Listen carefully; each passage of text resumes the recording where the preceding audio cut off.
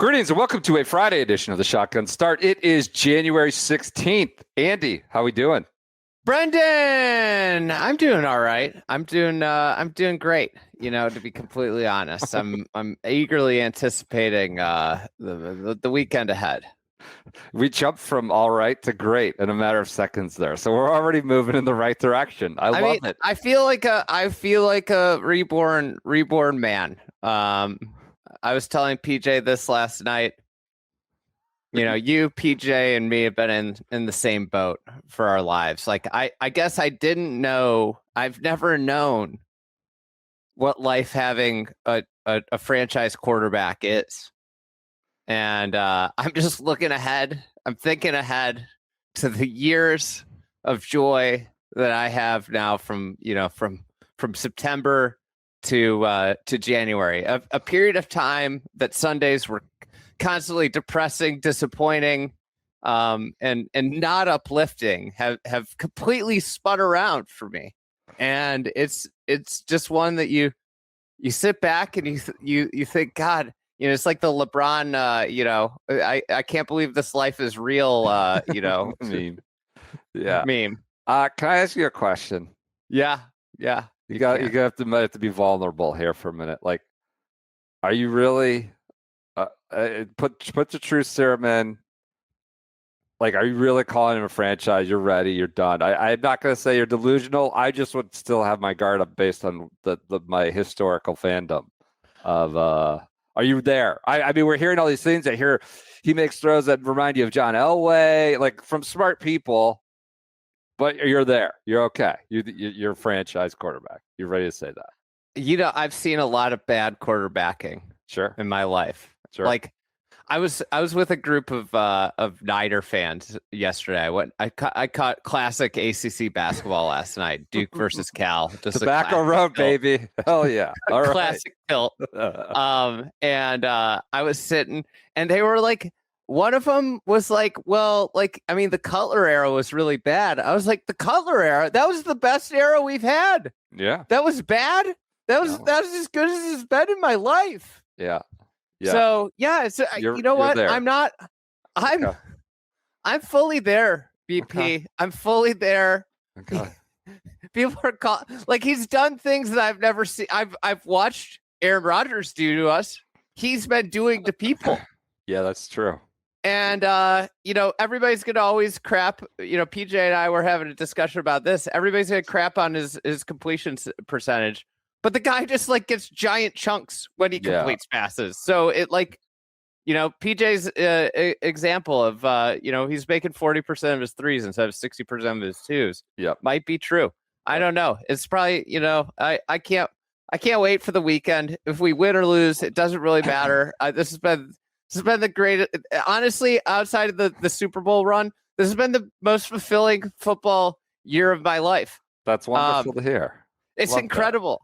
I'm in a great mood. I'm in a phenomenal. I never thought that I would be in such a elated mood about football.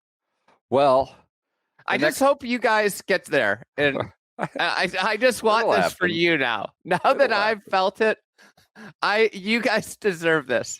You know, we got a new coach, Jason Garrett, coming in of the Browns, or who knows? I'm kidding. That's not, I don't think, on the radar, but probably a ways away. I feel like PJ's Jets are the farthest away, even though I have Shador and Deshaun's contract still. But PJ's Jets got completely jammed. I don't know. Playoffs, I guess. Dante Moore, I don't even know if you want him to. A 20-year-old went on national TV and had a LeBron-esque decision special on ESPN to tell Woody Johnson to screw off. Not interested. It's unbelievable. Oh, man, that's good. We're getting football minute out of the way. Well, Andy, I will tell you this. The next time we talk, we will be able to put your thesis here today that you just said it doesn't matter if we win or lose to the test, because it will be just an hour or so after the conclusion on Sunday night of Bears Rams. I'm going to put a questionable tag on me for the recording. It's my wife's 40th birthday this weekend. Oh God, you're punting? I'm just putting a questionable tag. I haven't, fully laid down. I'm trying to sneak in the game. I think I'm scheduling a massage during the game, which ensures she's away. Devious. Sharp. You Yeah. That is good course management. Wow. I'm trying to figure out. The problem is it comes like right. We're gonna be recording right during dinner time. It's like 10 o'clock. Yeah. Yeah. Well, Sony ends at like 10. Maybe we go super late. I don't know. Yeah, I don't. Well, we'll figure it out. We could go Monday morning live. MLK Day live morning pod. Oh, I forgot it's MLK Day. God, just what we need. Kids home another day. This is what everybody wants to hear. Podcast scheduling. We'll talk behind the curtains. There we go. This is how we do things. As in, like we texted this morning. What time today? It's not. We might be getting some more. Yeah. Anyways. All right. Sony is off and running. Golf is back, baby. The DP World Tour is flying in Dubai. Rory has an early lead. The KFT Taylor Dixon wins down in the Bahamas. The LACC, the Latin America, or LAAC, I should say, Latin America Amateur Championship is running down in Peru. Golf is back, baby. And the tour has just never been better, reintroducing itself, reacquainting itself with us with fake walls, quotes on PGA Tour Live this morning, Thursday morning, that says, quote, the fairways have no fire. So that's just we're just right back in it. Right back in it. I think that was Matt Every maybe on the PGA Tour Live call. Soft as a dartboard, soft as a pillow, zero wind, fake walls to roll back the ball or over-aggressive lines that we've seen. Internal OB. As you astutely pointed out, the wall is there on the tee, but it's still behind the green. At the green for this reachable par 5 where guys are hitting low trajectory shots and just wailing away and able to just drop gently behind the green. So it's hilarious. It's preposterous. What did you see what did you think when you saw that? This sort of, what is about 15 feet, 12 feet wall, left side of the tee where we've seen guys try to cut straight through the reminiscent of when they put the scoreboard on 15 at Riv. With a Hovland line. Yeah, the Hovland line got a scoreboard the next year. the shot trick leaderboard. Like the Hinkle tree. It's kind of crazy the stuff they have to do. They put a wall in to curb a distance enabled line on 18 at Wiley. And then they put a PXG driver in the hands of Aldrich Spucketer to curb his distance down. I have to wonder if that was a state-issued, sponsorship there, just attempting to act like distance isn't an issue. Kaboom, baby! It's like a hot knife through butter. We haven't heard from Dr. Bob in a while. Is he a real doctor? Are we willing to call him a real doctor, unlike Dr. Majal? Question. I don't think I want to mess with Dr. Bob. As someone who got to spend an hour plus with Bob at one point in my life, I gotta say, I love Bob. I'd love to just sit and listen to him tell stories. Very entertaining gentleman. An American original for sure. Yes, PJ. Yes, one-on-one, incredible stories. I would welcome any reunion with Bob. It's just a moment in time that filled up my my zest for life. PJ, what are you doing? In May 2008, the University of Baltimore conferred an honorary doctorate on Bob Parsons. Him and Moonjal. I think he had to be going by Dr. Bob before that. Don't burst our bubble here. I'm deferring to just. Don't tell me Santa's not real right now. All right, this is an honorary doctorate podcast. No longer a birthday podcast. I want to know how many honorary doctors are there. A lot, I think, but I don't think all of them are going around calling themselves that doc. I think there's many, but the best is if you got like an honorary doctorate from like DeVry. Don't look down your nose at the DeVry people. Come on. It's not looking down. I think it would just be a humorous Place to get an honorary doctorate from. What was the one when we were growing up? ITT Tech. Remember ITT, those ads for that? Yeah. That became University Phoenix or something like that. That's anyways, I could remember University of Phoenix. So you know. Remember those University of Phoenix Stadium, the big new stadium out there in Glendale? Was yeah. So, anyways, a soft doctorate and a soft course out there in Waialae. Expect scores to be low. I asked our old friend Sakumba. I said, I just heard on PGA Tour Live that, quote, the fairways have no fire. Is it wet out there these days, or are these PGA Tour doing PGA Tour things? He says, a wet, tons of overnight rain most days. The course is soft and the greenest I've seen in a long time, the greens especially, which normally tinge brown by tournament days. They're faster in the Pro-Am yesterday than Monday, but not tournament speed. If the Tour are doing Tour things, they at least have the rough as thick as I've seen it. Pros were having to only hack advance it, even narrow misses. And the AMs had no chance.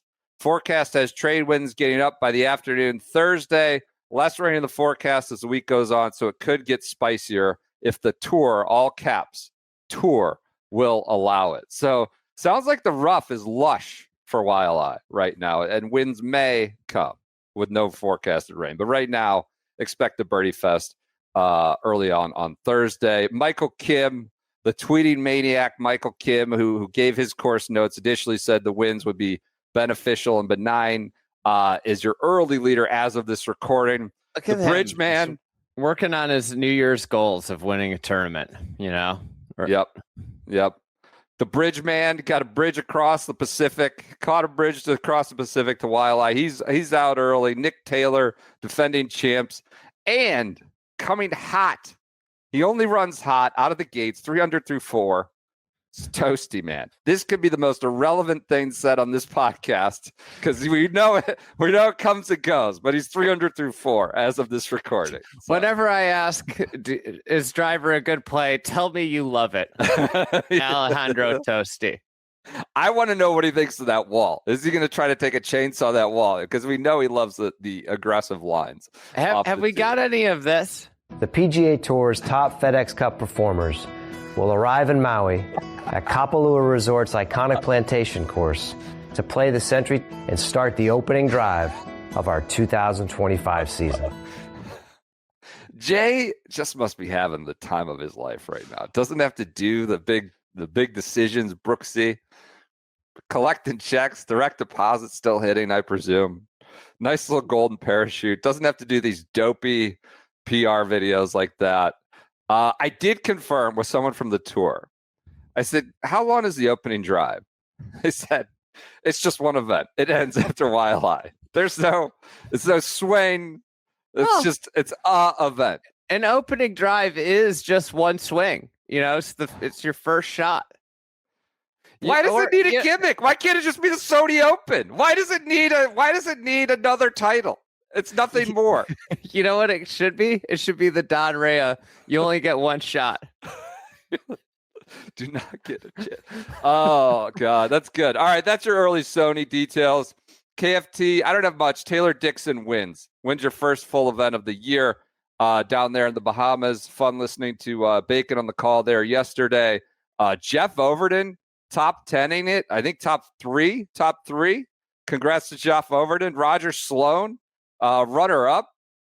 You know, apparently the guy who accused the PGA Tour of turning on family values and the family. Did you see the story of him, the caddy? His caddy? Is Noah Goodwin's dad? Yeah. Is that accurate? Because did Noah Goodwin got into the tour event? Was that? That may be. And his dad was still down in the Bahamas? Yeah, I think that's what it was. Monday Q had that. I'll look it up while you filibuster. Dipped on the Bahamas to get west to Hawaii would make sense. I guess that would make sense. Hearing rumblings about another player that skipped KFT that may be headed to become a high flyer, former Auburn legend that might share my first name. So he's not a present. Neither is Noah Goodwin. So Roger Sloan, even with the fill-in caddy, goes for 24 under, 3 short of Taylor Dixon, who's back in the winner's circle out of Gastonia, I believe, North Carolina. On the DP World Tour, Rory McIlroy in Dubai, his happy hunting ground out there in Dubai. He is your early leader, 5 under, leading by 1 over David Puig and Connor Syme. In addition to Antoine, Big Twan Rosner is out there in Dubai. He's going low. Angel Ayora, who I've claimed as sort of a next generation Manacero. Not similar game, but just I have a fascination with Ayora. He's on the leaderboard. Tommy and Shane are in there. Good leaderboard. Patrick Reed is also under par. A good leaderboard out there in Dubai. A lot. I gotta apologize here. What? The Sloan caddy story. What? Well, yeah, I had it all wrong, including the source. It was Brentley. Okay. Brentley had the scoop. Noah Goodwin just WD'd ahead of the tournament. Was not. Sloan gets into the field. Sloan hires Goodwin's dad as a caddy, and then Sloan finishes. If he gets whatever 7% of that or something, yeah, be pretty good. What is Lamagna texting us right now? Under Armour 4 Aces. That was been out for a week. Oh, Lamagna, where you had your head in the sand? Embargoed for 23 minutes, but luckily we won't even be done with this pod in 23 minutes. We need to end embargoes. Yeah, Rory winning. Ridiculous. What's that? I get these embargoes about PGA show stuff. It's like Big Love. We have a new model. Yeah. Get the hell out of here. Well, I didn't ask to get this information, so I don't need to abide by your embargo. Like, if you're sending it to me, thank you. You've leaked it. But I didn't abide. This blind embargo shit is ridiculous. Like, do not put me blindly under an embargo. Like, if I have the information, I'll shake hands with you if you could. Yeah, it's. And you're sending it to a mass list. Like, okay, like I'm gonna look like a fool if I just go live with this at the exact same time as everybody else. Also, it's for we got some new gummies coming out at the PGA show. I mean, it was clear the Brooks news was under embargo. God, everybody and their brother fired that out at 1:30 the other day. It just, I don't know, spitballing, arranged it with this whoever, and they were all ready. Man, we sure are spitballing, aren't we, Rich? Thank you very much. He was working the phones. He didn't make it. He must have lost our number. I mean, I think for as long as that soundboard keeps, and it will forever. The time does not run out on the use of that one. So, Rory leads in Europe. Big catnip, Andy. He's playing cavity back irons. This just was, somebody cheeky, I believe it was English reporters, like, are you just one of us, like, hacks from the weekend? Rory said, if there's help to be had, I'll definitely take it. I've been thinking about it for a while, and even Dubai at the end of last year, I hit a couple 5 irons that I misstruck slightly. Instead of it maybe coming up 5 or 7 yards short, it was coming up more like 10 to 15 yards short. So I asked the guys at TaylorMade to build me up a set, just like us. When we need to go, I think about a different cavity back. I just go to Dick's and tell them to build me up a set like Rory has. And I actually went down to Australia with them. And with that firm turf down there, I felt like those irons were going through the turf better than the blades. And I practiced with them at home since. I've got a new golf ball to play as well. Yeah, so I like where we're at. Good test. What this sounds like? Yeah. This sounds like a man getting ready for the senior circuit. It's a guy who knows he needs some help to compete with the likes of Vijay Singh and Ricardo Gonzalez and Bernard. He might have beat Bernie at the Masters, but can he beat him at Firestone? I don't know.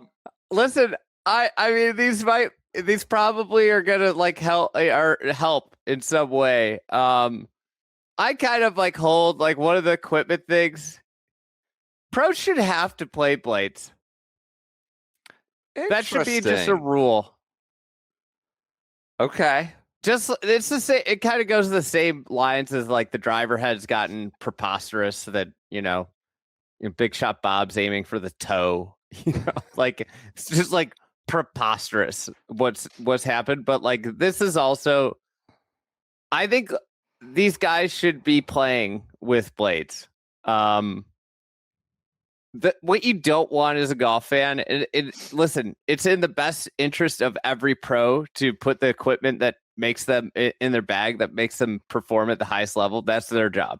This is not, about what the pros are doing, but it's also like the job of the governing body is to ensure that these pros, like their greatness is on display, and that we have equipment that allows the really great players to separate, and the more forgiving these clubs get, the less greatness separates. And it makes you honestly wonder if you rolled the equipment back to even like what we were playing in 2000, what would Scotty be doing? What would that look like? Would he be as great? I think he probably would be as great.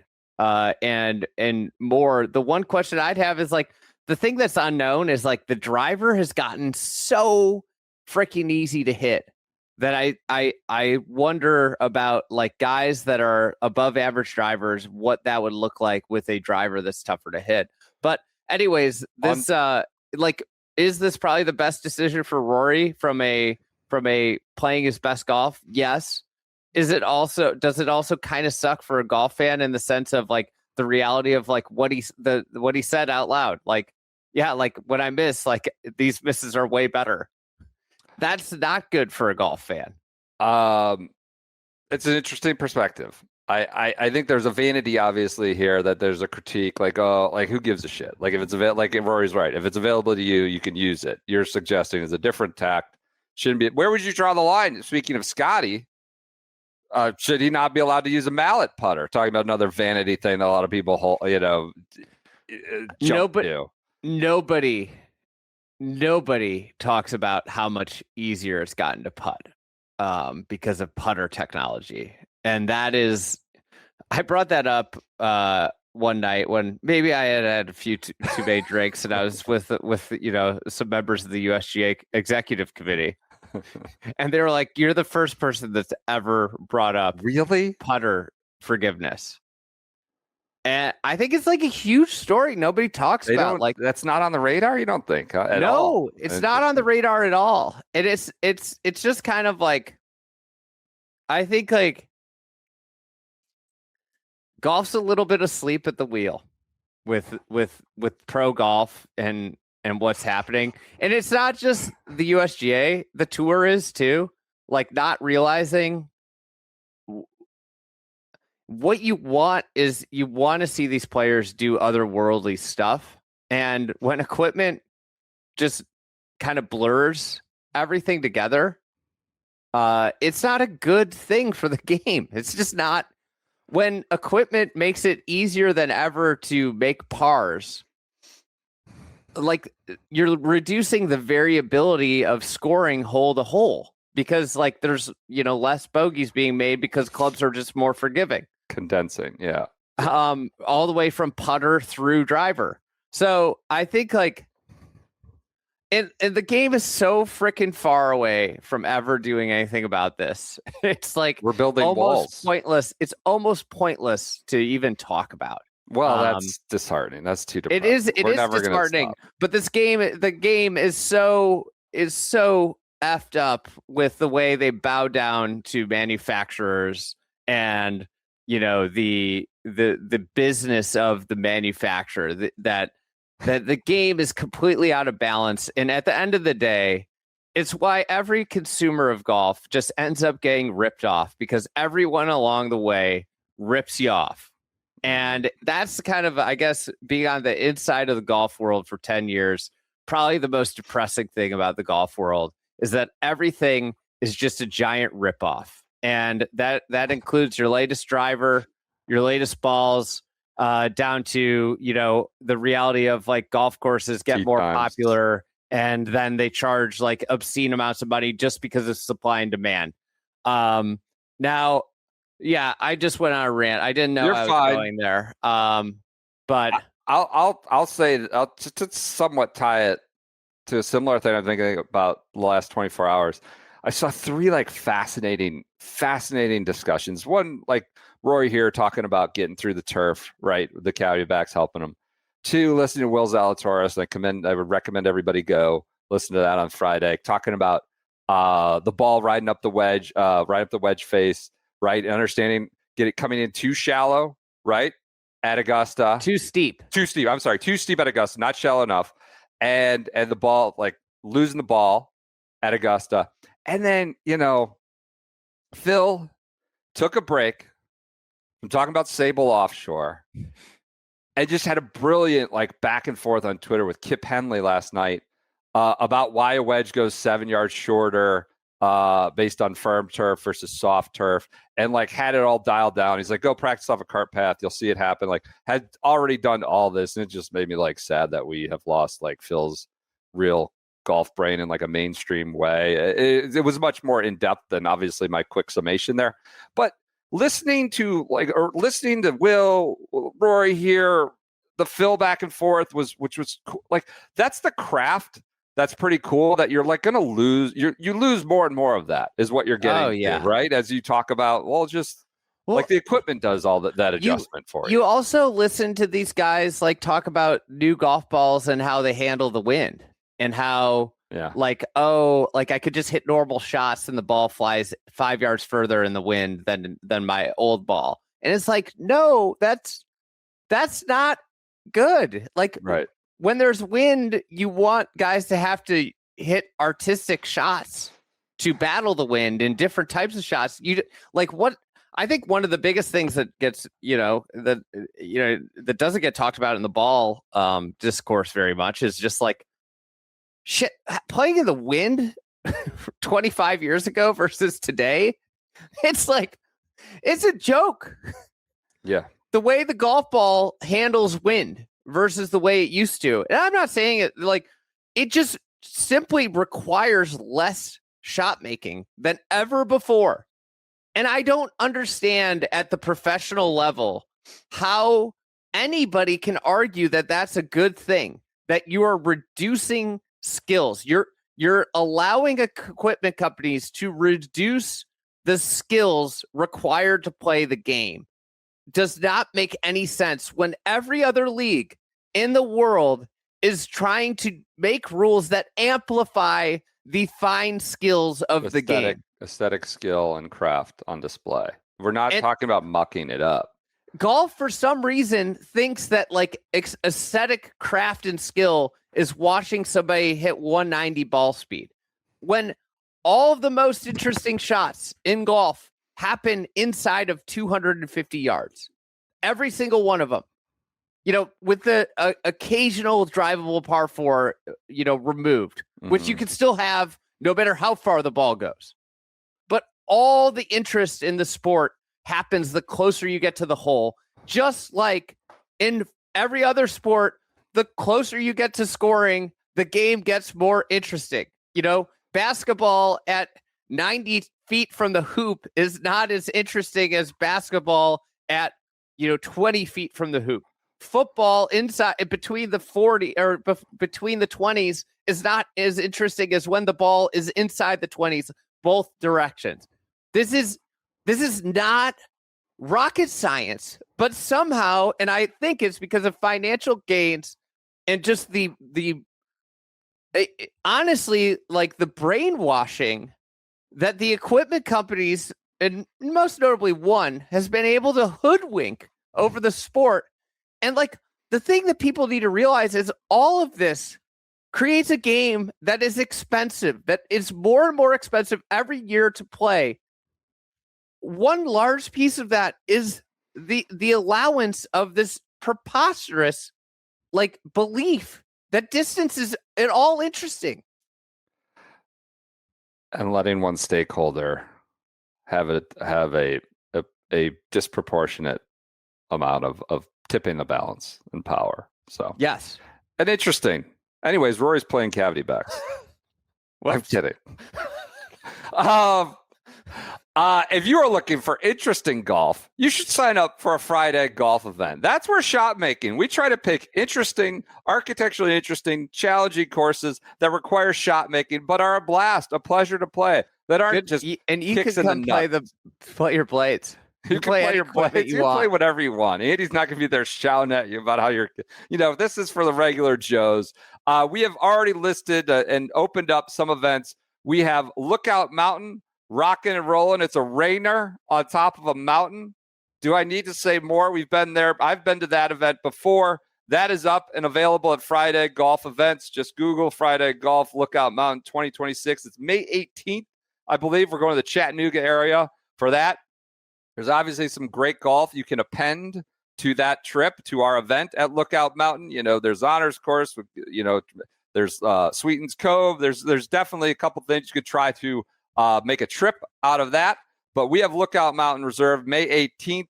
I know from my fellow DC residents, I've taken a relatively cheap flight, direct flight to Chattanooga from Reagan.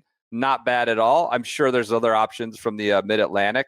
But that is a great golf course. We will be there May 18th. You can sign up for that on our website. We also have our spring, what's it called? Spring something at Soul Park in Ojai. Andy, you're familiar with this joint, Soul Park. Ojai is a delightful place to go. I would say that that's one you bring the significant other to. Play one. You get your day of golf. Send her or get a massage, whoever it may be, out for like some other day. Yep. And then you have like Friday night. You get. There's great restaurants. There's great like places to go see. Ojai is amazing, magical place. And Soul Park's really cool. So go to thefriedegg.com/events for details on those. I we think, got more coming soon here. One of the things I would just point out is like what we're trying to do with these is have a lot of variety and geographically, experience wise as well as price point wise. And we want people to be able to come interact with the community, meet golfers that one of my favorite things about these events is like you watch people that have never met and they like by the end of the event are exchanging numbers and talking about playing at each other's, home course in the future. So I would I'd recommend it. They're a blast. Will does a great job with them and they're super fun to put on and it's like one of the most fulfilling points for me is like going to these events and watching like it's watching people that don't know each other, immediately hit it off because, they share this passion and joy for the game of golf. Love it. thefriedegg.com/events. All right. Down at the Latin America Amateur, Andy, your fellow Andy Schoenbaum from Argentina is your leader at 4 under. We've got an Andy and a Patrick in the top 4. So that's going on down in Peru. You trying to say something with that? No, not at all. Not at all. Patrick Sparks is from Peru. He's a local. Maybe he grew up there in Lima. So maybe he's ready to rock. Do you think he's related to Bubba Sparks? No, he doesn't spell with an X. Can't be.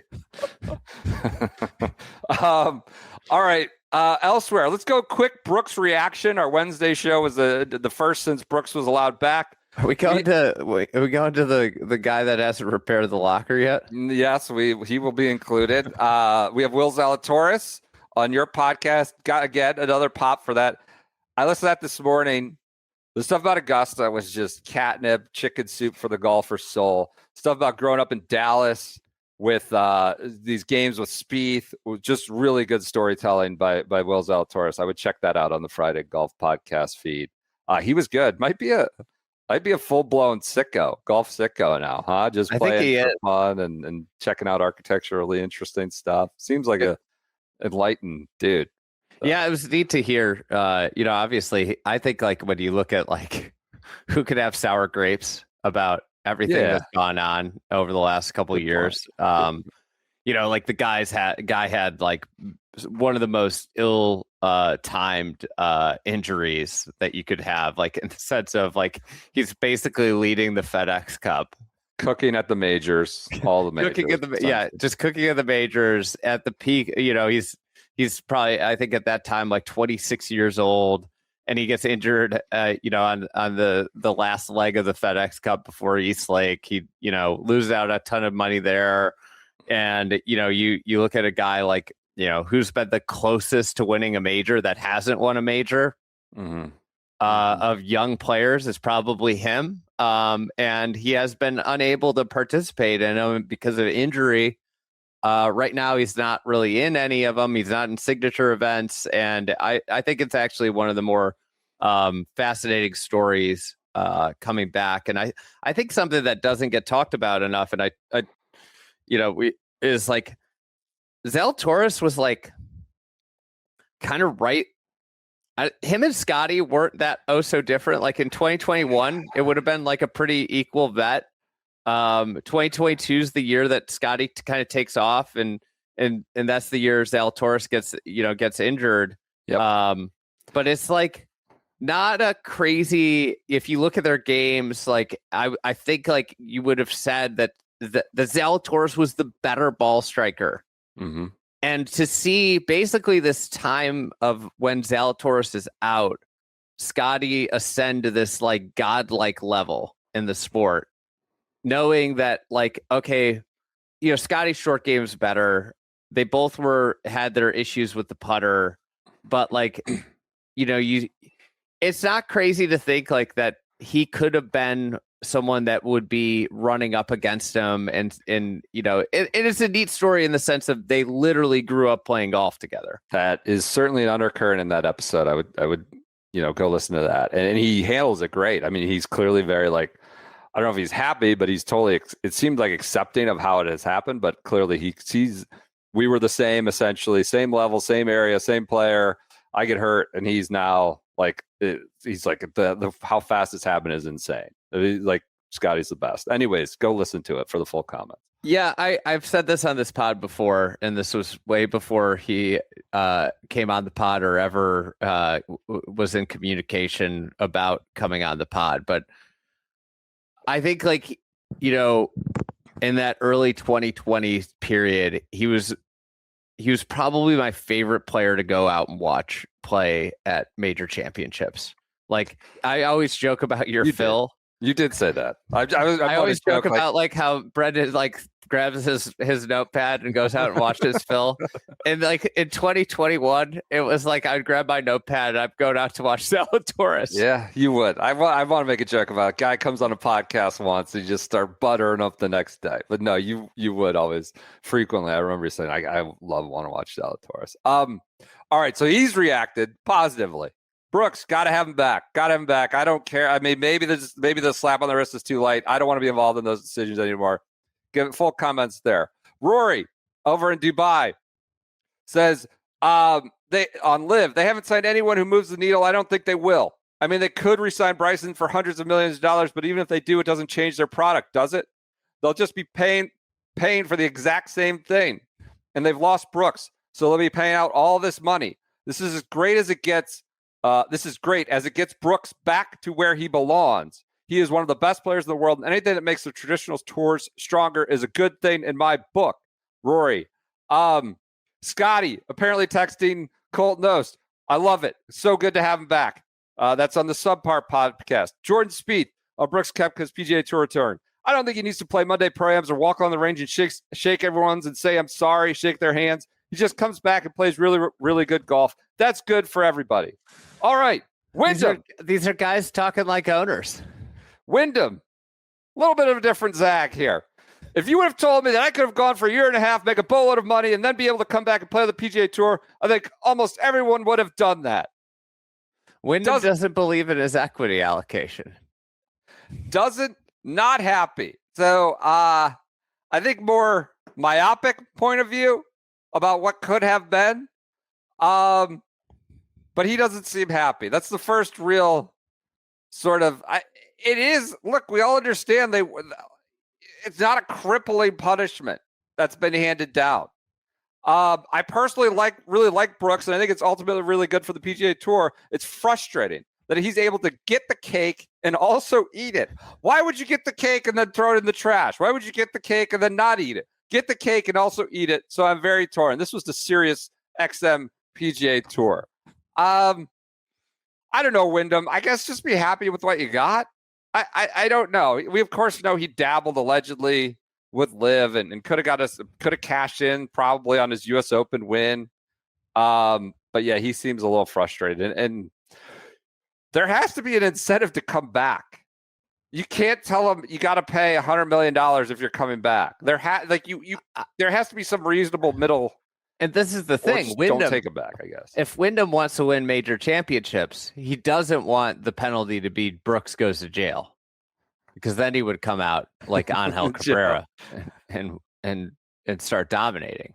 Well, so that's some early reaction. It seems like Wyndham and his little SoFi activation at the SoFi Dome and Bay Club will have a quick chance to take on Brooks. Sounds like Brooks is coming to TGL soon. You think he's coming to save your franchise? Jupe stinks. I watched approximately 0 minutes of that Tuesday night. I took the home opener. Yeah, I missed it. I watched some of it. From what I heard, myself questioning why I was watching it. I took about your team had the second ever shot clock violation. Who got it?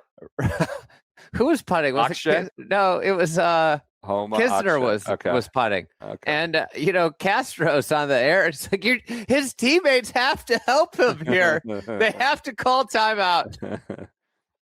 So Brooks may come back to that, take a shot at get a shot at the Bay. I don't know if they play each other. Brooks is he could be the one that imparts the Lynx culture that you're looking for while Tiger's out with military workouts. Lynx culture. I love that. Like, you think culture? You think Tom Kim is gonna like showing up on time for the military workouts? No, we know Tom Kim doesn't show up for Tiger on time. I don't know if he's gonna do it for Brooks. Listen, the Brooks signing's fascinating. This is not often. It's actually never happened before in TGL history where a team's able to bring on somebody with past managerial experience. That is true. Oh, that is true. He has run a team before. PJ, how was that deal on Tuesday night? I don't want to spend more than like a minute on that. I went to a high school basketball game with a bunch of kids. Watch, Gonzaga be good counsel by 1 point. I think that's how it felt like a more riveting. Were they buzzing at Gonzaga because of Caleb? Yeah, they're very fired up. They are. I watched impartial. It's a victory week. It's great. If you listen to the broadcast the way they were talking about Ricky Fowler, you would think he's like the best player in the world. He made continual jokes that he hasn't swung a golf club in any real capacity since August because he had his new kid. But Ricky got on there. New hat for Cam Young. It's bad. Yeah. It's not good. I don't think you can win the Masters wearing this hat. It's a bad hat, but that's fine. Cam was dialed in though. Cam was the most valuable player on the field. Cam played great. The hat sucks real bad, so I'm a little bit worried. We can leave it up on Lunch with the Boys Part 3. Yeah, I think I have to. I think I'm morally obligated. You're the only person who I know could make a Masters pick on Wednesday and doubt it by Friday or Monday and doubt it by Friday because of the hat. You're like, I don't think you can win the Masters. I'm not. We're not changing the pick. I'm just saying it's hard to picture a green jacket with that hat on. Okay, well, maybe he takes it off. Then the folks at Empower are not happy. No, but it would be a better visual. He's got a good head of hair too. He's got a great head of hair. He's a handsome fella. All right, so we'll get to. I guess TGL may have a big week next week coming. We don't need to talk about it today. I just gotta say, I'm just to say this. I think I mentioned this earlier.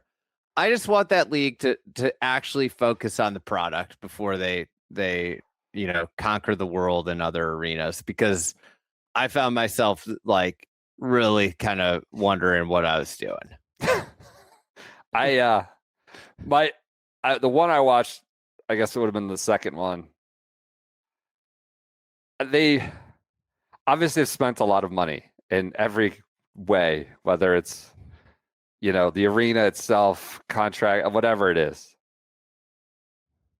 Like, it feels like it's just one branded thing to the next, add to the next, to the next, and like the game sort of interrupts it. The gameplay sort of interrupts that. Now I think they got to work on the gameplay, it seems like, too, a little bit, but that they've spent a lot of money. They got to make it back a little bit, but it just feels like making the product.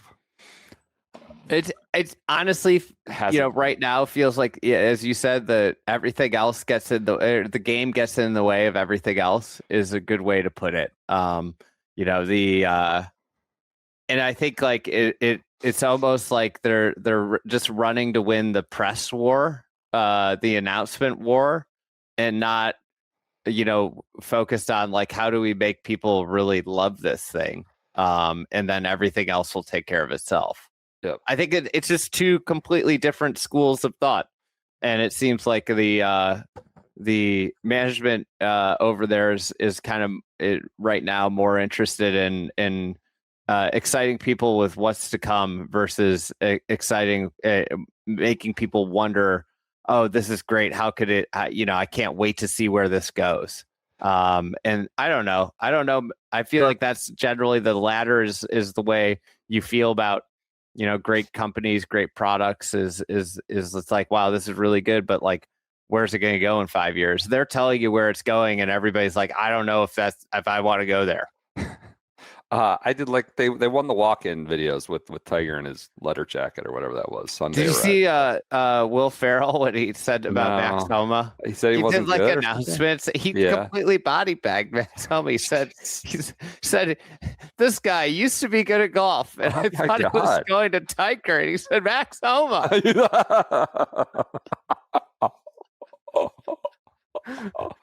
All right, I was gonna do some Brooks props. We're on a time clock here. We'll punch that to maybe his debut week. News really quick.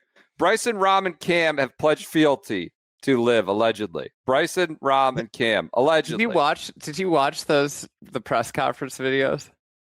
No. Yes, I've watched Bryson's clip of Bryson's and that appeared to be a softball from the LIV comms person. Like, before we open it up for questions, Bryson, do you have any reaction to the news of the week? He goes, looks like he's on a hostage video. Yeah. Saying, his reaction to the news is, I'm under contract for 2026. It's like this deadpan hostage look. I believe Cam Smith.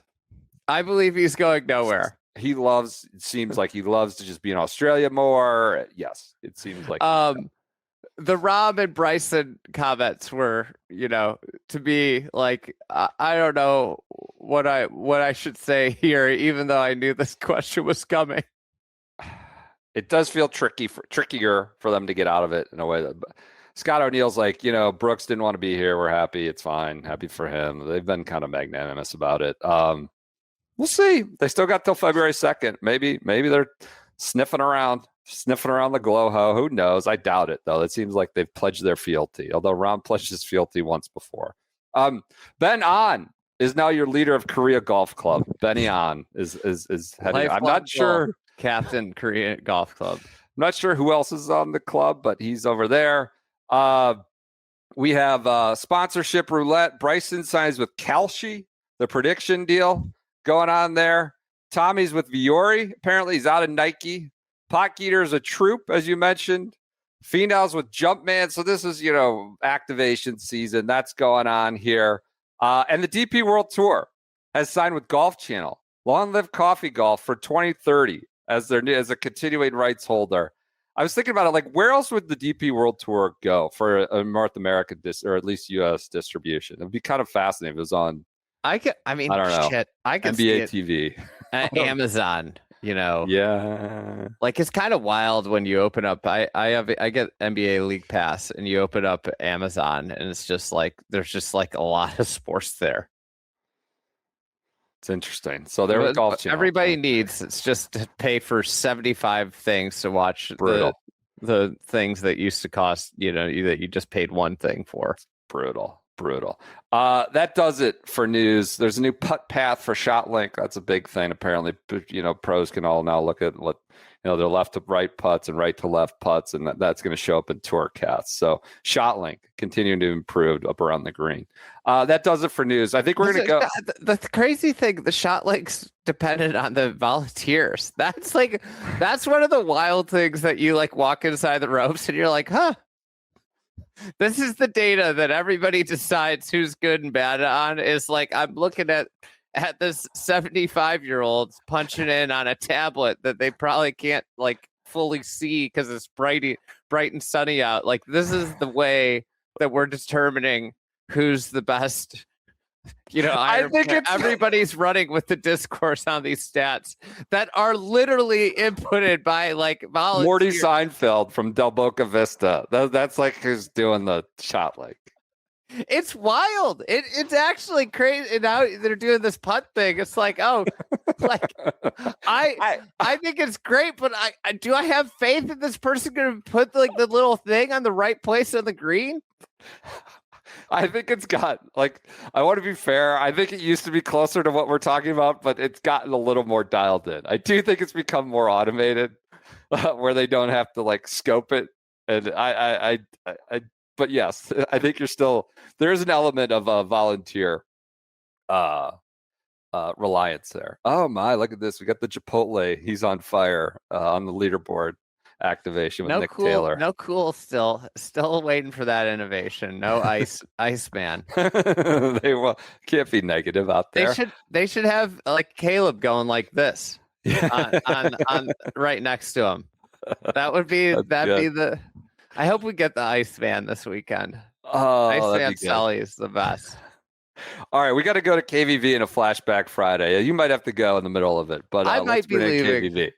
All right, Kevin, what do you have for us in Flashback Friday today? Well, I just thought it would be a little fun to revisit some of Brooks Koepka's greatest hits. Usually with Flashback Fridays, we go a little deeper into the past, things you might have forgotten.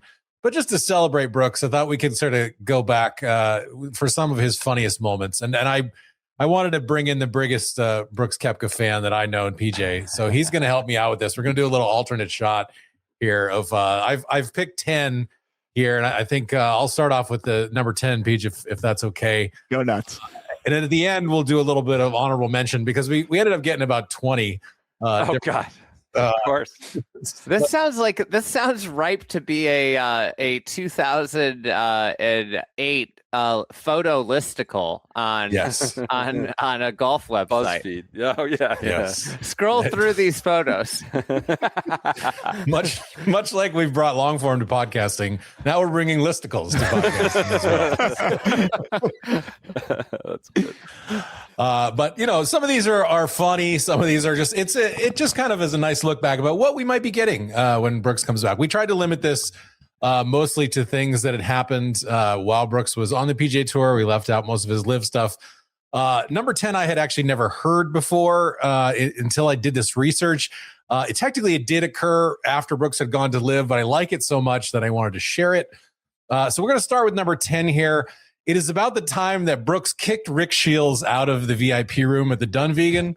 I'm not sure if you know this one. No. Rick Shields told this story on a podcast. He said, "I'm not going to do a Rick Shields impression here. I'm just going to read this straight up." But so this is when the Open Championship was in St. Andrews last time. So this is 21, I believe. So Rick says, he tells this story on a podcast after the fact. He says, "So it's Saturday night and I'm hanging out, having a nice time. It was just as I was Tuesday, Wednesday, Thursday, Friday, Saturday, Sunday night. St. Andrews is a good place for this. A lot of good places. Shout out to the Dunvegan, who very much looked after me with a VIP pass. And shout out to Sounder Bar, which also looked after me, and to an establishment called the Vic. The Vic is the place where you want to end up at the end of the night." I didn't realize never misses a chance to throw out who buttered his bread that evening. Just where he got spot, that's the influencer, way. Even in podcasts, he's like geotagging the various things. Sounder bar. All right, okay. He said, "I didn't realize that St. Andrews had this establishment, which I already fell in love with. Okay, so lucky enough, I got quite friendly with the manager for 27 after spending just about every single day there. I spent a lot of money in there. I've not checked my bank account yet. So I walk in and I go and they tell me that they've got Brooks Koepka upstairs in VIP. And I think, sweet. So we go upstairs. It's VIP, but it's not VIP. It's just a bit of roped off area, just 2 IPs. So we get in there in the ropes and there's a security guard there and it's busy. It's quite popping. And then the guy in the VIP, who I didn't know, puts his hand up and says, 'These two can come in.' So I'm looking around thinking, whatever, walking in, this is all right. Champagne everywhere. I'm having a good time. I'm thinking this is where I could turn into Shiesty in a minute. I could turn into Shiesty in a minute. So I'm in there. I'm the last guy. I'm a grand total of 90 seconds. I come in and it's like a U-shaped VIP bar. And I go around the corner. I end up talking to Sam Westwood, Lee Westwood's son, who reckons he can beat me. Okay, I'm like, whatever.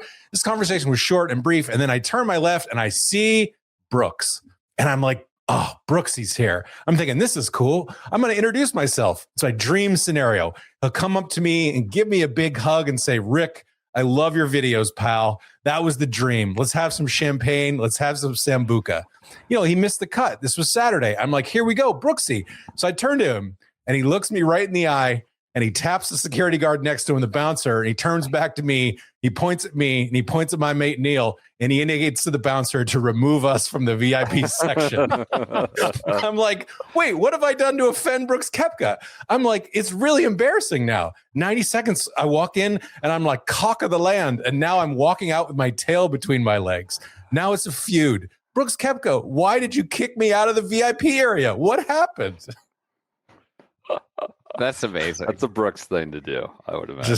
And then Shields became Incredible the official LIV awkwardness for Rick Shields. influencer. I was going to say they were coworkers after all that. It's got to be kind of awkward. Competitors in the duels. I wonder if they, went to Brooks and said, "Is it all right if we assign Rick Shields? Can you work with him?" Do you think that happened? Maybe think that that's was why he was rough? upset with Liv and wanted to leave. It maybe went into his personnel file. It was just one of the things that, disrespected Rick Shields in the VIP room. All right. Peach, take the next one. Number 9. This is a true classic. When Brooks Koepka decided to cut weight to appear in ESPN's The Body Issue, and Brandel Chambly called it the most reckless self-sabotage I've ever seen. Cannot describe. Go ahead, Peach.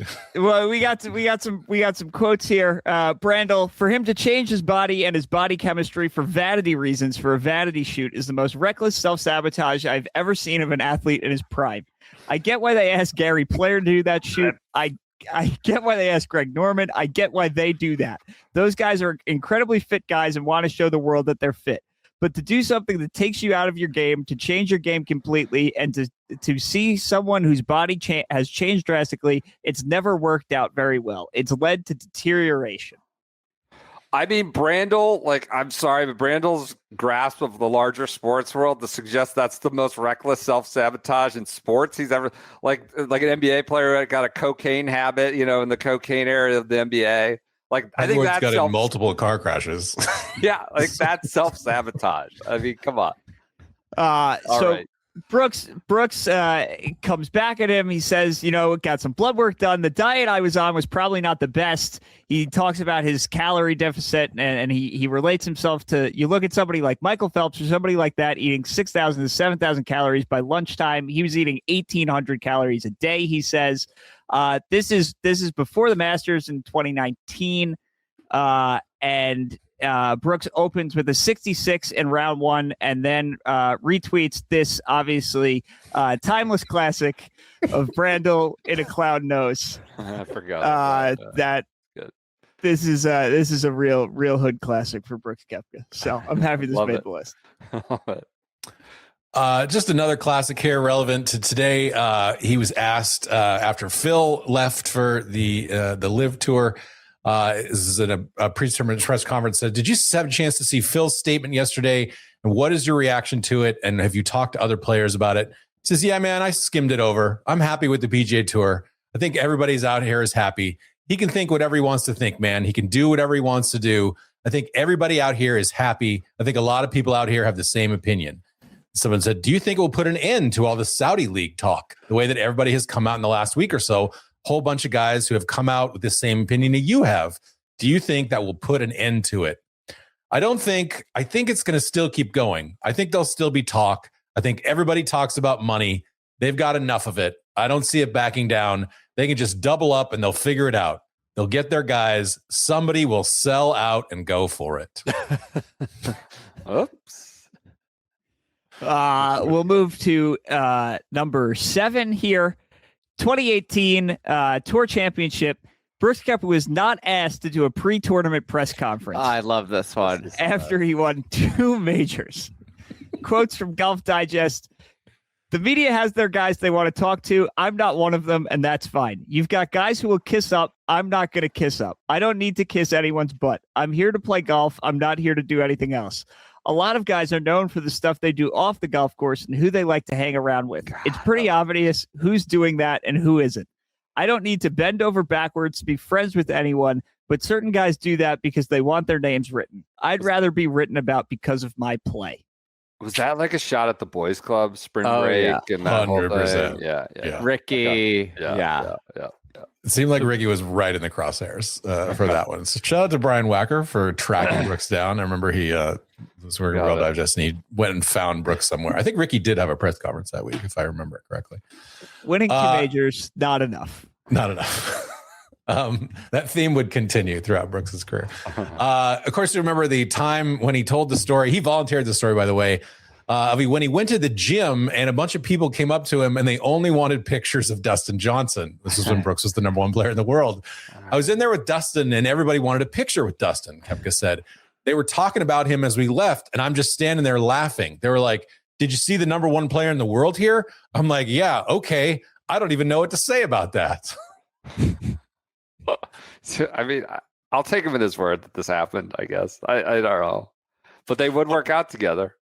One of my favorite conflicts in the Brooks just sort of universe is that he both like doesn't want to be fucking interviewed by the media and constantly wants to be interviewed by the media or like recognized in public or doesn't give a shit about it. I mean, you just went from him like throwing the influencer out of the VIP, like this guy who would, a media figure and branding the figure. And then all of a sudden be like, nobody respects me or nobody wants to give me put my name up in lights. I don't know. Yeah. It's a little bit of both. Next up. He's just changing his opinion. You can't get mad at a flip-flopper. People have opinions. You change them. They go back. He's making the decisions he can with the information he has. Mm-hmm. Exactly right. Number 5, 2019 Canadian Open, using it as a tune-up before he goes for his 3rd straight U.S. Open the next week. He's asked in his pre-tournament press conference what he'd consider an acceptable finish at the Canadian Open. Quote, I could care less what happens. The result doesn't really matter. Poor Canada. Just absolutely getting bodied in this scenario. That's number 4. And you'll remember this one also the following week from that Canadian Open when he was furious with Fox that they did not include him in the promo for the U.S. Open at Pebble. In fact, when we fact checked this, he had his own promo. He just didn't care. This is from Golf Digest, I believe. On Tuesday, he mentioned to the media, who was perturbed that he had just seen a promo for the U.S. Open that Fox that didn't feature him. They've been there a couple times where it's just mind-boggling, Koepka said. It's like, really? How do you forget that? I was just kind of shocked. They had over a year to kind of put it out. So I don't know. Somebody probably got fired over it or should. Oh, I forgot that. He said he's the back-to-back U.S. Open champion at the time. And it's Fox PR was like, I remember I had to reach out. They were like talking to media. And it just turned out he had his own entire commercial that was just for him. And he wasn't cut into like the montage commercial. But Fox got jammed on that one. I think Claude Harmon got him riled up all the time about these things. I think that was very much part of this shit. That Brooks didn't actually see half of it, and Claude just got him all worked up. We need more of that. We need more of it. Bring it back. Get angry Brooks. That's actually my fear, is that we're gonna get sanitized Brooks back. That just that is trying to go out of his way to not piss people off. I don't know. A leopard doesn't shed his stripes. It may take 3 or 4 months, but I think the real Brooks will return. Yeah. I guess the good part about him having to play the deer and the cognizant and all these events is that he's going to be a marquee player. He'll be in all the advertising. It's hard. True. Good point, PJ. Not a lot of competition out there. Not if he's playing the Monday qualifier tee slots. That is true. Do you think he'll get jammed on tee times? He'll get like the 6:15 a.m. tee time or the. It's a real question I have. Where is he slide in on the tee sheet? They make it up. I'd love if he got jammed at the back of the bus. Number 3, telling rules official at the Open Championship, I don't give an F who you are. I'm not playing until my ball stops oscillating. 2015. God, right? I wasn't even working in golf, and I remember just being up that weird time when this happened. Was it on a Saturday? It was. Saturday was up the whole day. I was up still from Friday night.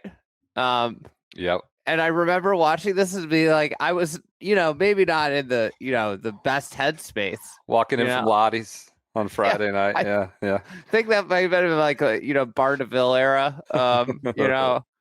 R.I.P. Bar DeVille. But I remember watching this and I was like, like, what is going on? Like, what is he doing?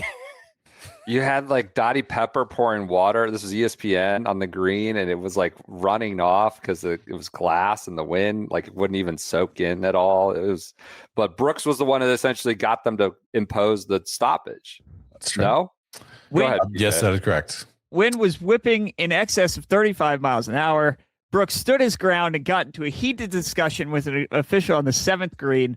According to someone who witnessed the exchange, the official, a Scotsman, became annoyed when Koepka admonished him and failed to address him by his proper title. I am a sir, he said, and you will refer to me as such when addressing me. Brooks comes back with, I don't give an F who you are. I'm not playing until my ball stops oscillating. Who's the source for this? This might be Ken Van Valkenburg's source, in fact. Yeah, this is my original. My one contribution early on to Golf Twitter. This didn't surface until the PGA Championship at Belle Reef, when he was in contention again with the busted up ankle, and I got this from some people who had overheard the exchange, and I confirmed it with a second person, and I was like, "We're good to go." All right, what's next? This is also for me. I'm loading up on my own reporting here. This is my all-time favorite. This is number one for me. So this is from a story that I wrote prior to that U.S. Open. It was basically called "All Brooks Koepka Needs Is Your Hate." I said, "Want to hear a perfect Koepka story?" When ESPN the magazine put together a list of the 20 most dominant athletes of 2018, they didn't include Koepka on the list, despite the fact that he had won 2 majors. The list leaned heavily on math, not emotion. Koepka was so annoyed, particularly that we put a horse on there instead of him, justify after all did win the Triple Crown, that he saved it on his lock screen of his phone just so he could wake up every day and be pissed off all over again. Just anger directed at a horse on his lock screen. I mean, that's the best one. You want like a psychopath move? That's by far the best one. That's good. I love the idea of just having to get riled up to play like extraordinary golf. Yeah, that's good. Well, that's what the Bears did. Making up chirps from up north. We're motivated. We heard them. Take anything you can get.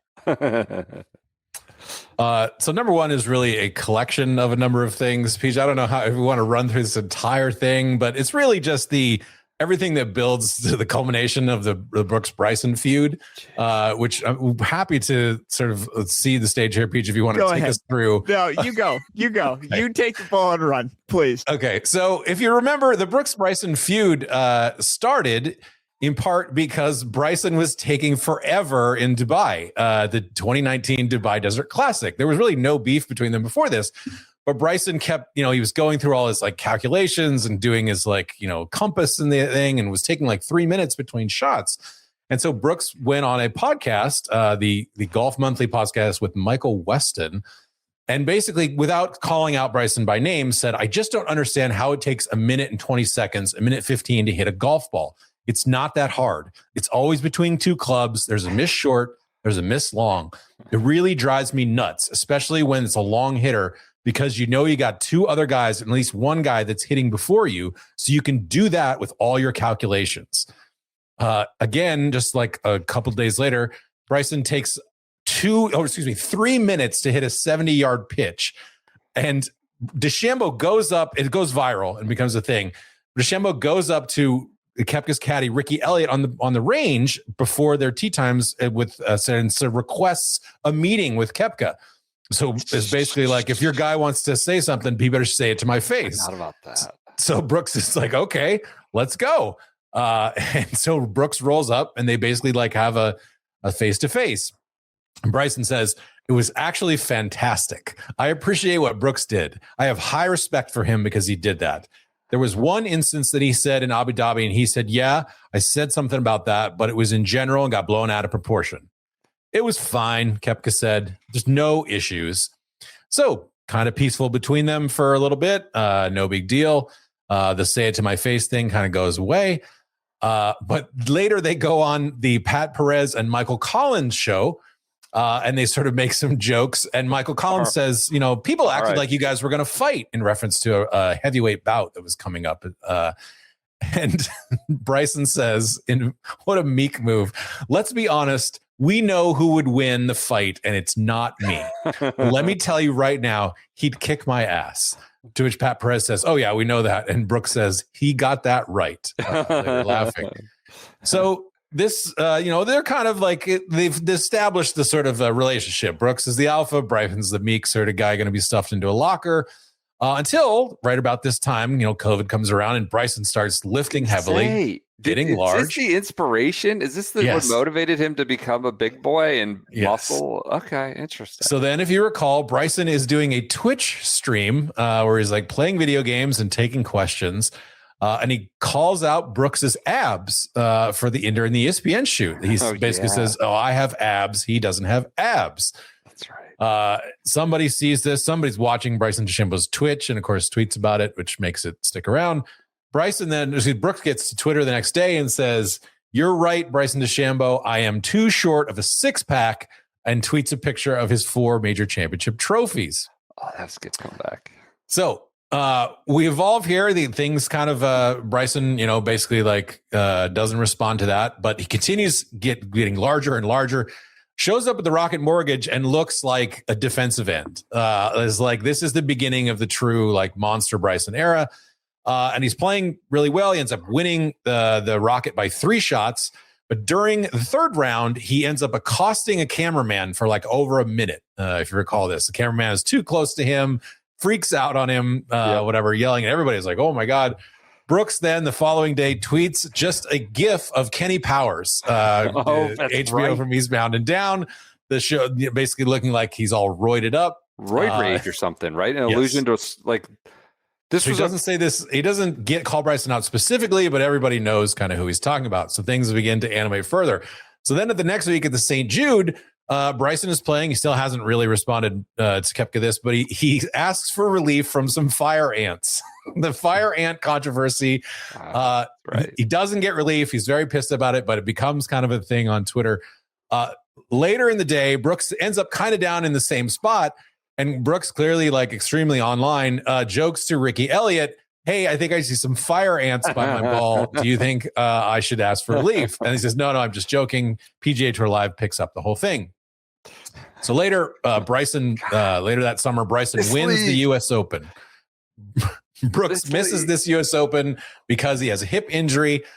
He's asked later if he paid attention to it all. What did he think of Bryson's victory? And Brooks says, I didn't watch a shot. I don't care.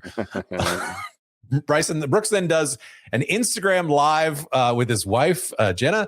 And throughout the Instagram live, he doesn't get any questions about Bryson. And finally, someone at the end asks, why didn't you? I'm surprised there's no questions about Bryson.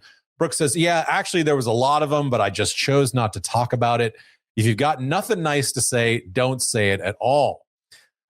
Then, of course, he spent the last 8 months essentially just popping the guy. You got plenty to say. All right, whatever. So then at the PGA at Kiawah, Brooks is doing an interview with Todd Lewis, and who happens to walk by in the background but Bryson DeChambeau. Bryson's metal cleats are making lots of noise on the concrete. Brooks does a massive eye roll. This leaks out the Monday after the PGA Championship, which is we're already at the high of Phil winning the PGA Championship, but then comes an even funnier thing that basically goes beyond golf Twitter. And we learn later that this leaked because someone posted it in a golf channel, a text group or something. Somehow it leaked out. It was supposed to be a B-roll that never was supposed to make it to air, but it goes everywhere and becomes kind of the meme of the summer.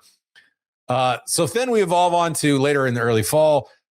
Brooks does not play in Memphis, but Bryson gets heckled. Brooks has gone on to Pardon My Take earlier this year and talked a little bit about the dislike between the two of them. And the Suleys kind of take this under their own, sort of take this, at their own behest of it and go and start calling Bryson Brooksy every time he's over the ball, which kind of makes Bryson come unglued. Even though he says when he interviewed about, I love it. I just love what they're doing. I mean, maybe that's crossing the line, but I love it. And so some of these fans are kicked out of the tournament for saying Brooksy over and over again. To which then the culmination with, I really feel the high point of this feud is Brooks then going on Twitter and delivering this message to all the people. What's up, guys? It's Brooksy. Just wanted to say, hey, thank you guys for the support. I heard a bunch of you were shouting my name at the golf tournament today.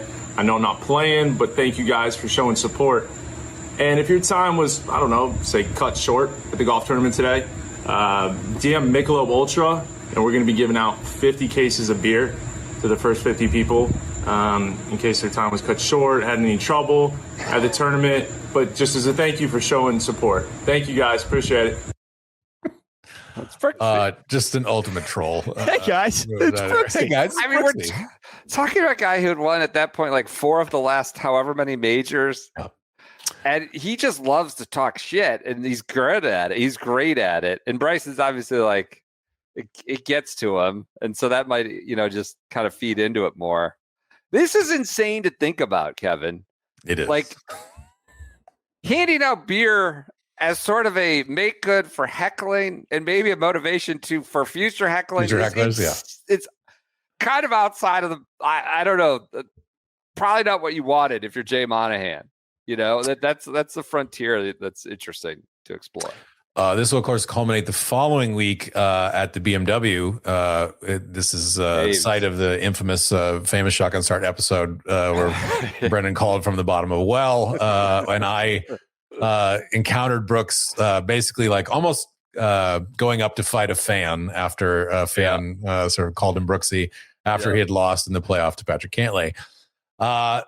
There are some few other sort of things that culminate from the feud, a fake hug at the Ryder Cup, some various other things. But PJ and I just wanted to run through a couple of the greatest hits that didn't make our list because there's a lot of delight in here. The one that I just laughed at because I had forgotten about it was at the PGA Championship when he and Phil were dueling down, and he said, someone asked him if it reminded him of the scene at the Masters when Tiger Woods won the Tour Championship and all those people were kind of swarming down there. And he says, yeah, it did kind of. I didn't really think about that. I didn't really love it because people kept dinging me in the knee. He kind of implied that people were intentionally trying to injure his knee, which Jeff Gillooly situation. Gotten surgery on as he was walking up. So then his knee really freaking hurt, and he was awful pissed off about all the people who were going after him on that. Another one that did not make the list that is a favorite of mine is the JB Holmes experience in Portrush. Yeah. Where JB Holmes is taking an hour over every shot. And I do genuinely believe screwed Brooks out of a win here. All right. And Brooks repeatedly kept on tapping an imaginary watch to the rules official walking off the green on multiple occasions. That was a favorite of mine. Wearing, if I'm remembering correctly, he was in a bright yellow, like highlighter yellow shirt and was just repeatedly motioning to anybody who would look at him his displeasure at JB Holmes over the ball. Forgot about that. Another one I enjoyed is when he was asked about players being mic'd up during COVID because they were trying to get the players to sort of do that. Yeah. I don't understand why they want us to wear a mic when there's a boom mic that stands 10 feet from every shot that I hit. If the announcers would just shut up and listen, you could hear every word that we're talking about. It's a shot at some of the announcers. Another one before the Ryder Cup in France, somebody asked if the Ryder Cup, if the first tee is intimidating.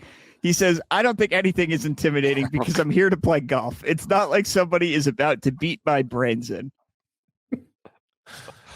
When Sergio Garcia went nuclear on the bunkers in Royal Greens and Economic City, Brooks went on a podcast shortly after and talked about it. He said, it's frustrating as a player to act like that, to disrespect everybody, to act like a child out there is not cool. It's not setting it a good example. It's not cool to us, showing us no respect or anybody else. Future LIV teammate Sergio Garcia, a child. I forgot about that. I mean, that was good. This was in an era when players just didn't call each other out that much. I'm not saying this is one now, but Sergio Sergio was like at that point, he'd obviously had a lot of troubles and run-ins with Tiger and wherever, but a guy his junior by a significant amount, just calling him a child was quite good. And then last one from me here, February 2020, Brooks gets asked about Patrick Reed at the Hero the year before, and he gets asked, was Patrick Reed cheating? Brooks says, yeah, I mean, I don't really know what he was doing building sandcastles in the sand, but you know where your club is. I mean, I took 3 months off, and I can promise you, I know if I touch sand. Just a few others. I'm sure we've missed a few here, but when he called out the guys at the leaderboard Saturday night at the PGA Championship, all the guys ahead of him, he said, a lot of guys on the leaderboard, I don't think they've won. I guess DJ has won one. I don't know a lot of guys other up there had. He also sort of implied that it was just a media story that he and DJ were even friends, that it would never actually were buds. Yeah, this was the first time where it actually came back to bite him. This was the first time where it actually did not work. This was his Wai Yang moment. He was able to just dominate. He had the hammer every other time, but this time it just didn't quite work. I guess DJ's won. Other than that, I would say there's the one thing where he said that he and Rory did not have a rivalry. He said, I've been out here for 5 years? Rory hasn't won a major since I've been on the PGA Tour, so I don't view it as a rivalry. I forgot about that. God, he went on just a terror there for like 4 years. Listen, people say he's boring and that he doesn't have a lot of personality, but the man gave us a lot of content. Yeah. I'm excited for whatever this brings. I do think Andy might have a point that we might get neutered a little bit, just trying to please everybody. I remember though, we got neutered Phil for a long time. Like when he came back and he started LIV, he was like, I hear you. Like, I'm here. I'm listening. Like, I respect your position. And he was all like muted. And he just like, it was like he'd had a lobotomy. And now he's like retweeting AI videos of the weirdest shit possible. Like, he's like your crazy uncle. I think if I had to predict, he will be sort of like buttoned up for, let's call it till like June. And then I think, he'll start, as KVV said, Leopard doesn't change his spots. And like, I just think by the time we get to August, he'll just be doing what he's doing. But I think it's fascinating. He says, Doug Ferguson, he's nervous. Like when we just heard what he said about Paris, he's like, it's golf. I'm not intimidated by anything. And now he's like, maybe he's BSing with Doug to just say a nice thing. But interesting. Should be a fascinating return. This was great. This was really good. Trip down recent memory lane, but a lot of those I'd forgotten about. God, he went on such a tear. That was good. Kevin, thank you for joining us. I will, one more plug for our own content. You're writing about Jordan Spieth for the Friday newsletter. When you listen to this, it may not be out yet. Or it may be out. Depends on when you listen. Who knows? Check it out either way. Friday newsletter, subscribe to that. KVV is off and running in that this year, 2026, humming with some heaters, and Spieth is a great character to write about as he gets underway at the Sony. Check out the Zalatoris podcast. Friday golf events, and then PJ, what's the other thing? Winter sale, all caps in the pro shop. Winter sale, all caps. What are we selling? What's the percentage? 15, 20? 15, 50? I believe. Right. And if you spend over $150, you get a free hat. Oh, how generous of us! So, all right, just giving out hats at Christmas to my family, just trying to get them to spread the gospel. Love that. All right, so yeah, we got a sale. Winter sale is the winter code. sale. So all one word. Check that out in the pro shop. You're looking to add to the wardrobe or whatever. Maybe the new hat for the bat, head cover, something like that. All right, we will talk to you on Monday. Everybody enjoy your weekend. Sounds like we got some planning to do on the schedule front vis-a-vis the Bears game and Mrs. Friday's birthday, but we will talk to you on Monday. Cheers.